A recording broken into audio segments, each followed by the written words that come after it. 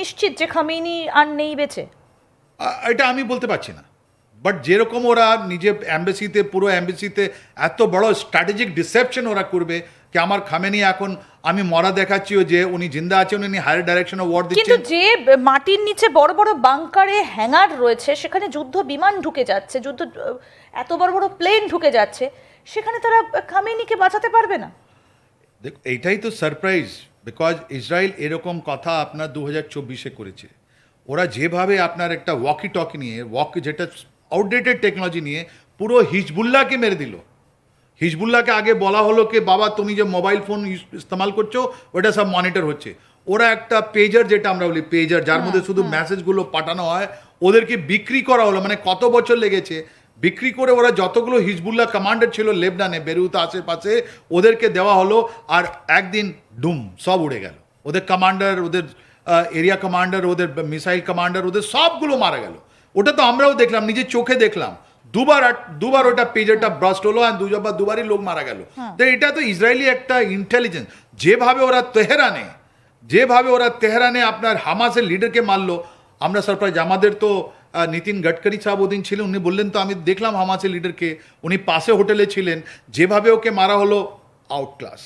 কিন্তু এই যে বলা হচ্ছে দাঁতে ইমপ্লান্ট করলাম বা রাস্তায় যতগুলো সিসিটিভি হ্যাক করলাম, আমরা এক্স্যাক্টলি জানতাম কি করে, এসব আমি বলবো এসব রিয়েল জিনিসকে লোকাবার জন্যে।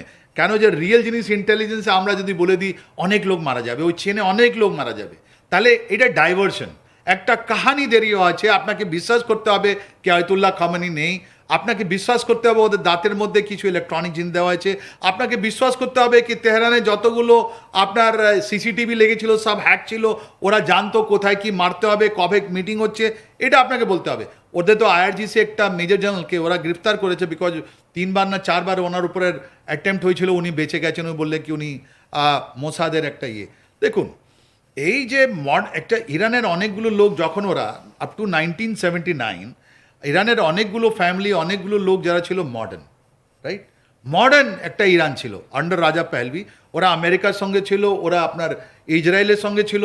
তো ওদের যে আপনার কথাগুলো আছে, ওনার কথাগুলো, ওর তো পরিবারগুলো আছে, তো ওরা তো সিম্প্যাথাইজার আছে, এর মধ্যে কোনো সন্দেহ নেই। নিশ্চয়ই আমাদের মা বোনরা যারা আছেন ইরানে, যেভাবে উপরে রেস্ট্রিকশন করা হয়েছে, হয়তো ওদের মধ্যে কেউ এটা পছন্দ করছে না। একটা বিষয় স্যার, সেটা হচ্ছে যে তাহলে তো মিডল ইস্টে এবার ইরান একা হয়ে যাচ্ছে, কারণ কুয়েত, কাতার, বাহরাইন, সৌদি আরব, এই সব জায়গাগুলো তো আস্তে আস্তে এবার তারা ইরানের, যেভাবে ইরান তাদের ওপর প্রথমে ক্ষমা চাইলো যে আমার প্রতিবেশী দেশে আমরা আর অ্যাটাক করবো না, কিন্তু তারপর দেখা গেল যে তারা আবার অ্যাটাক করা শুরু করলো। খুব সুন্দরভাবে আপনি বলছেন, আপনি এই ধর্মযুদ্ধ দিকে বলছেন। তাই সেম কারবালা, সেম ইমাম হোসেন বললেন কি আমি পিছে মুড়ে দেখবো না, কত লোক আমার পেছনে আসছে, আমি একলা আছি, আমি একলা যুদ্ধে যাচ্ছি। ওই সিয়া রক্ত ওদের বডিতে আছে, একলা। ওরা ভয় করে না, ইরানিয়ান লোক এখন ভয় করে না। ইরানিয়ানরা লড়বে, মরবে, কেটে যাবে, কিন্তু ওরা সারেন্ডার করবে না। That is point 1। আপনার জেনে আবার আশ্চর্য হবে, 1988 to 88 যখন ইরানের একটা জমিটা দখল করলো, ওদের 8 বছর যুদ্ধ হলো, তারপরে জানেন আপনি ইসরায়েল কি করেছে, কাকে মদত করেছে? ইরানকে। 1979-এ যার সঙ্গে আপনার রিলেশনশিপ শেষ, সেম ইসরায়েল আপনার ইরানের মদত করলো, ইরানকে আপনার $50 বিলিয়ন ওয়ার্থ অফ ওদেরকে জিনিসগুলো দিল সিক্রেটলি, রাইট।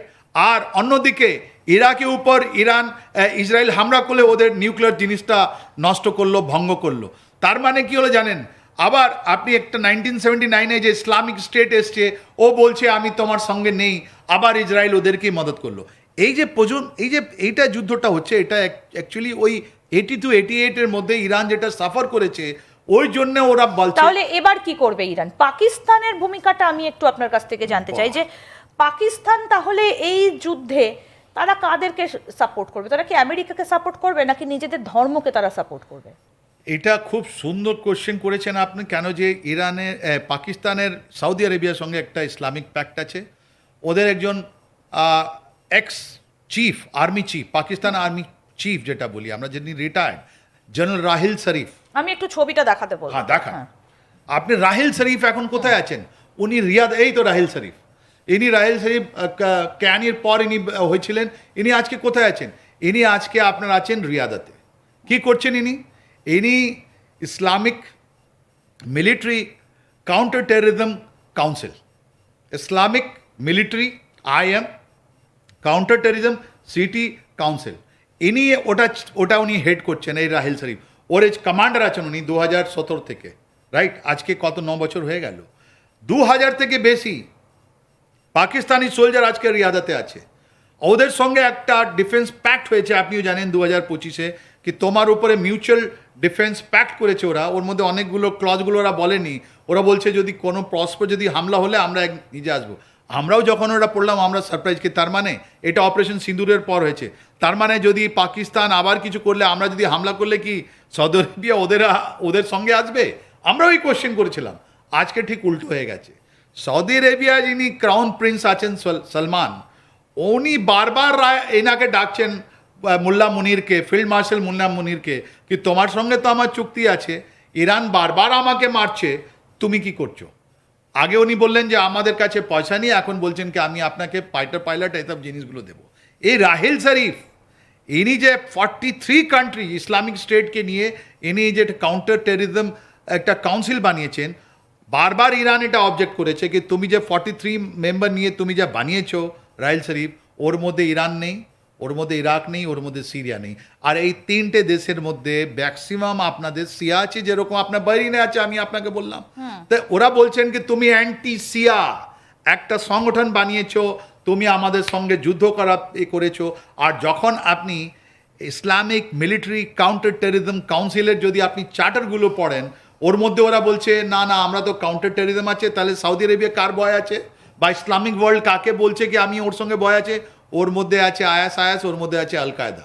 তা আল কায়দা থেকে আমার ভয় আছে, তাই জন্য আমরা এই তবে এটা একদমই ঠিক যে ইরান কিন্তু মানে লাগাতার বেশ গত কয়েক বছর ধরে এই যে বিভিন্ন, যেমন আল কায়দার কথা বললেন আপনি, এরকম বেশ কিছু জঙ্গি সংগঠন তাদেরকে কিন্তু ক্রমাগত মদদ দিয়ে এসেছে, এবং এটা নিয়ে কিন্তু ইরানের বিরুদ্ধে একাধিক অভিযোগ তুলেছে, ইসরায়েল অভিযোগ তুলেছে, এমনকি আমেরিকার তরফ থেকেও কিন্তু এই বিষয়টার দিকে বিশেষ করে নজর দেওয়া হয়েছিল। বেশ কিছু ছবি স্যার ইতিমধ্যেই ভাইরাল হয়েছে।